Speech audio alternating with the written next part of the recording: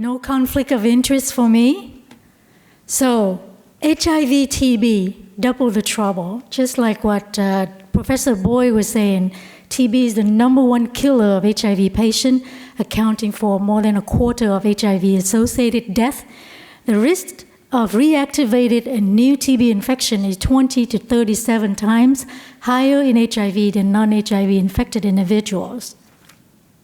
And I'm glad that's why we're here and talking about this. The strategy to prevent TB and HIV include early ART and the 3 I's: intensive case finding, IPT, and infection control. IPT has been recommended by the WHO for all HIV-infected individuals, including pregnant women and children, regardless of CD4 count, ART status, and previous TB treatment since 2011. This was a strong recommendation with high quality of evidence.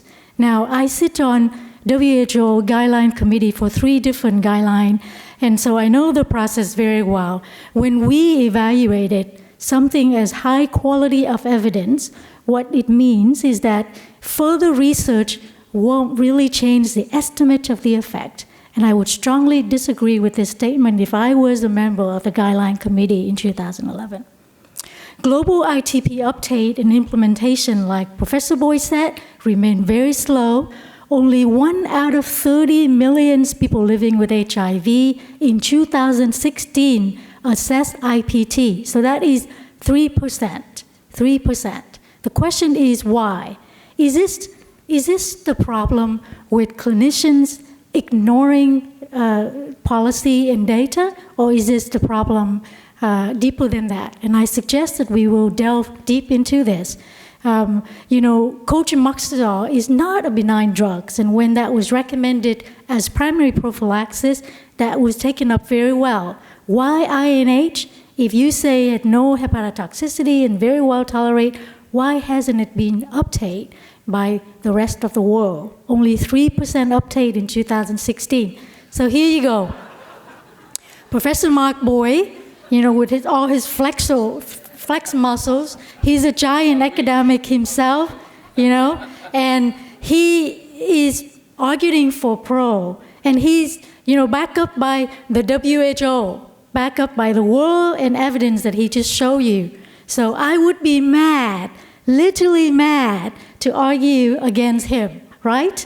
I'm not that mad. I would not be able to fight against Professor Boy.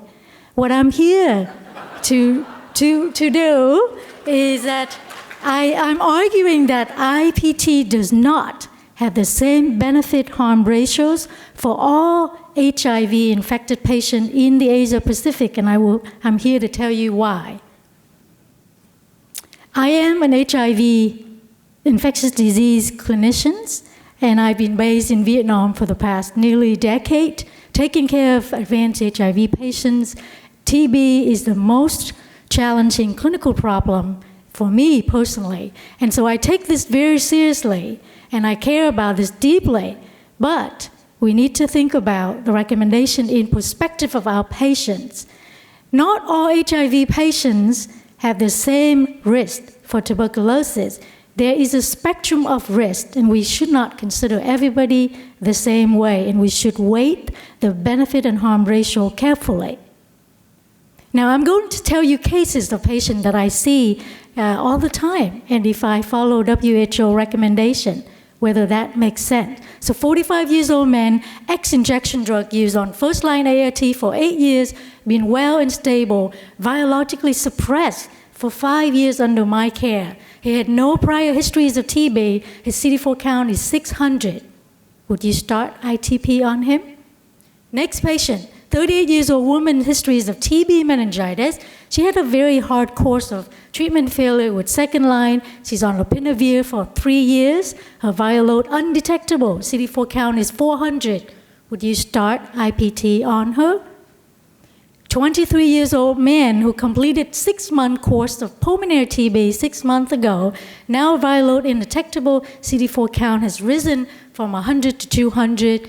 Would you start IPT on him too? Again, going back to the spectrum of risk, not everybody on the spectrum are at same risk for TB. I'm arguing that we should think about these virologically suppressed on long-term ARV who are TSD or skin test or ICRA negative. Now, clearly the symptomatic people who are starting ARV are very high risk for TB. Now, the asymptomatic folks starting ARV at any CD4 count, if they have ICRA or TSD positive, in other words, if they have latent TB, yes, they're at high risk. If they don't have evidence of latent TB, do they have the same risk? And even less so, virologically suppressed people on long-term ART who do not have evidence of latent TB, do they have the same risk? Now, the WHO never really break this down, or any of these evidence break this out. Important barriers to implementation in the Asia-Pacific region. I'm not going to talk about the excuses that Dr. Boy talked about. I'm talking about real problem, not the excuses. Now, the concerns of INH hepatotoxicity is real, given the high burden of viral hepatitis, co-infection, alcoholic hepatitis in region. We talked about it yesterday. Pill burden, adherent problem, and on top of it, INH-resistant development. And I'm going to go back to this in another slide. Uncertainty of efficacy in the settings of very high INH resistant. In Vietnam, more than 20% of new TB infections have INH mono resistance. Now, the effect on these people is at the same as the effect people in Africa where INH resistant is less than 5%. We don't know that. Lack of evidence of benefit in patients who are virologically suppressed, again, on long-term ART, stable, high CD4 count, and those are TSD negative. Do we have evidence to say that benefit outweighed harm? This is the global map of TB burden, so 10 million of cases in 2015. As you know, most of the case, the prevalence is very high in sub-Saharan Africa. However, in Asia-Pacific region, because of the sheer number of the population, as you see, we make up 64% of TB cases in 2015 in this region. However, of the 14 RCT of IPT have been conducted, all but one was conducted in this region of the highest TB burden in the world. Does that make any sense? I argue for more research in this region. Let's review the data of the Cochrane database review of 12 placebo-controlled IPT that formed the basis for the WHO recommendation in 2011. Now, this is the plot that Professor Boy was talking about. The reduction in TB incidence is clear for the overall population, but if you look carefully, the reduction is driven by TSD positive people. So, in TSD negative and TSD unknown, there's no evidence of reduction in morbidity, in TB incidence.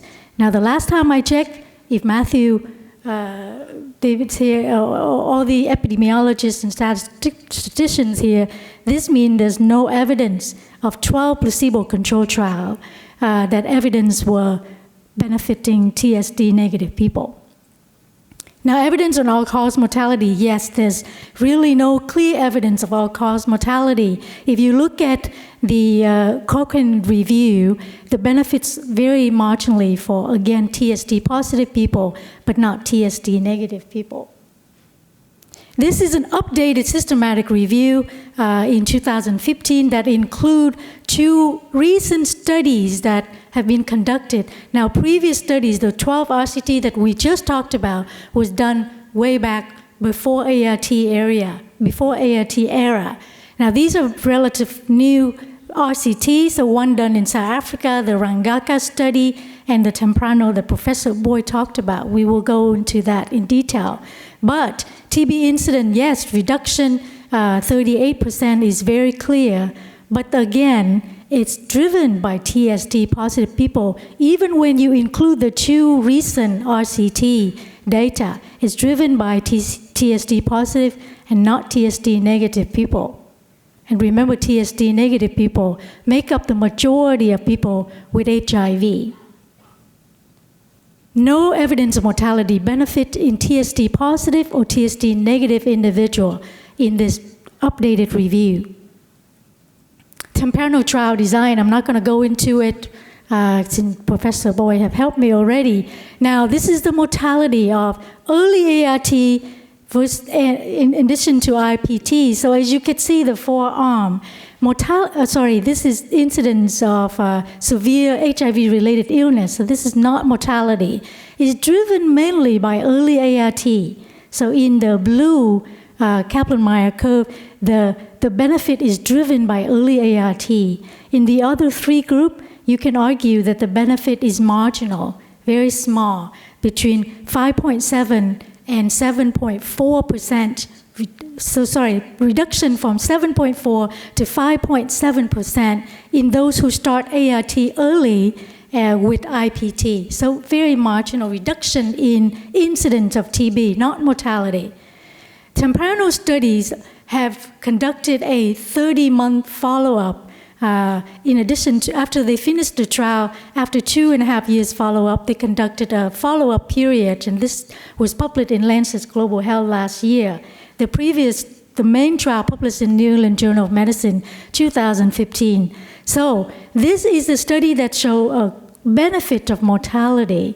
And if you look at the mortality benefit at the end of 6-year follow-up, in IPT group, there were 16 deaths, and in no IPT group, there's 23 deaths. But the 7 death difference between the two groups happened between year 5 and year 6 in the circle that I point out here. Now, this is very unusual behavior of a Kaplan-Meier curve. If you conduct randomized control trial, this is very unusual behavior. So these deaths occur, additional deaths occur in the red and blue arm. The arm without IPT occur very late. Between year 5 and 6 is not a gradual process. When Professor Boy mentioned that mortality benefit was clear for both ICRA positive and ICRA negative patients, I would argue differently. If you look at the main trial, where follow-up is 2.5 years, the mortality benefit was clear for ICRA positive patients, but not ICRA negative patients. During the follow-up period, now this is an open label study. I forgot to mention this was not a placebo-controlled trial. There was an open label. In other words, people who evaluated patient know which arm the patient's on. So that's a huge, weakness of this trial.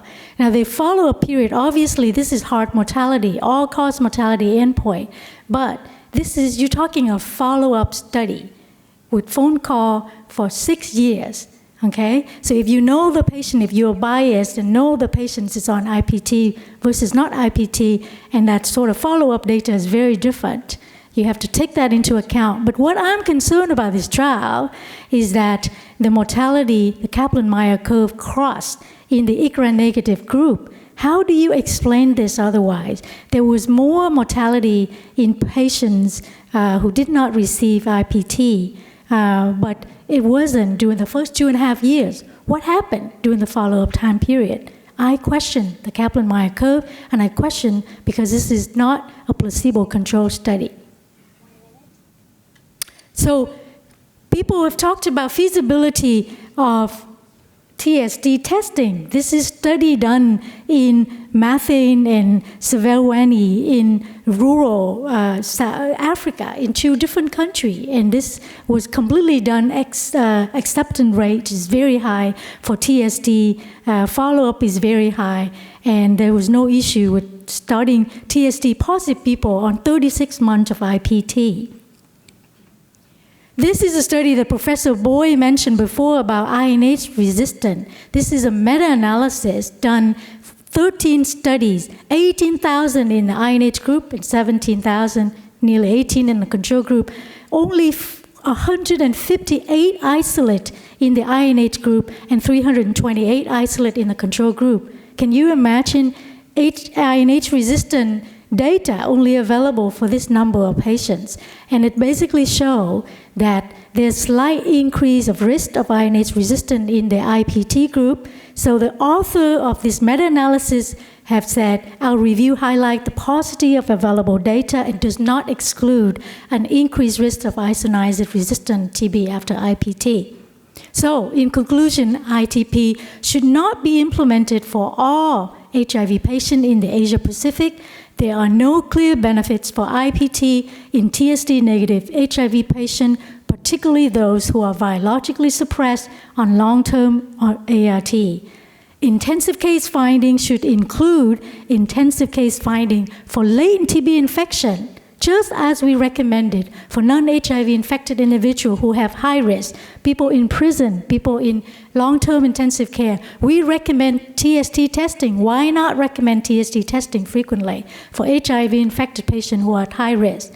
RCT should be done in countries with high TB HIV prevalence in the Asia-Pacific to inform policy in this region because the majority of disease is here. TST is feasible in rural and urban settings and should be implemented now in a diagnostic-driven approach to IPT to reduce incidence, but also to improve treatment acceptability, reducing unnecessary treatment toxicity and cost. Thank you.